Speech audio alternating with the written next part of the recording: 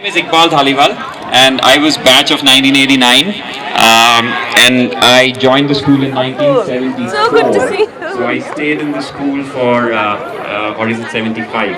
1975, and stayed in the school for 14 years.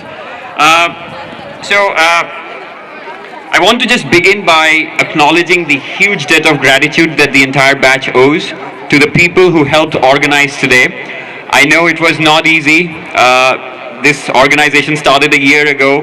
There was a lot of criticism, there was a lot of praise, there were a lot of bobs, but through all of this, the organizing committee, the people who are in India, worked through cheerfully, and for that we are immensely grateful to them. So 1989 batch, please join me in thanking all the people who helped organize today.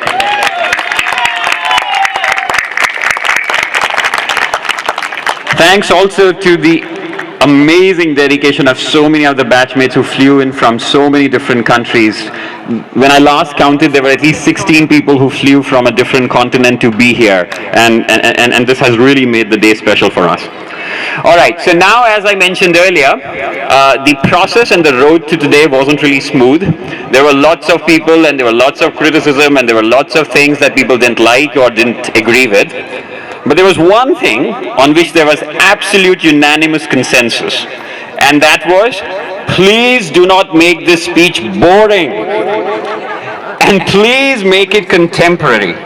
Now, my answer to all those people is that if you knew the selection process for head boy and head girl of Mothers International School, the basic qualification is that you have to be boring. This is Mothers International School. So given that caveat, I will try my best to be nerdy, geekish, funny, and I indulge your pleasure and say just clap for everything that I say. Do we have a deal? Yes. Excellent. So I want to keep this short and sweet. So instead of a speech, I'm going to propose three toasts. Three toasts to three groups of people who have really made this journey of us of the 1989 batch really so special. And every time I end, I'm going to pick up this hypothetical glass. Remember, Mothers International School, no wine. Think orange juice, pineapple juice. And so every time I raise this glass, I want everybody to say, cheers! Can we practice that? Yep. All right. Cheers! Excellent. I guess the 2 days of partying really helped. Everybody is well practiced. Okay. So, you know, I have a 10-year-old son, but I have lots of friends and acquaintances whose kids are teenagers. And every time I see these teenagers with these rude, annoying manners, with this expression written on their face, don't tell me anything, I know it all. And parents who even can hardly stand them, I just think about us. Were we exactly like that? Yes. Yes, we were exactly like that.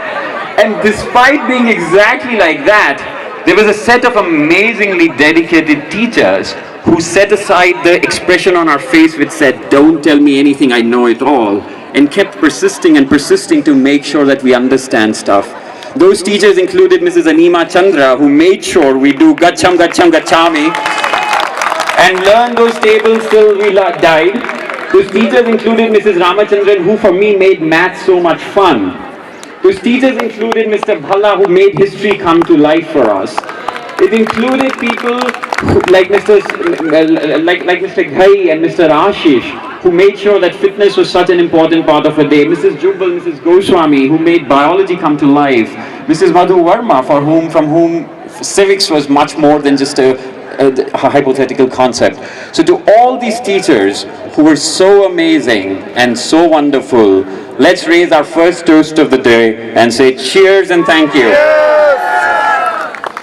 Excellent. All right, so for my second toast, I'm going to go back 12 years in time, and this is where the contemporary speech bit comes. Listen in, the students who are still here. So 12 years ago was the first time I read Harry Potter and was exposed to the amazing world of the Hogwarts.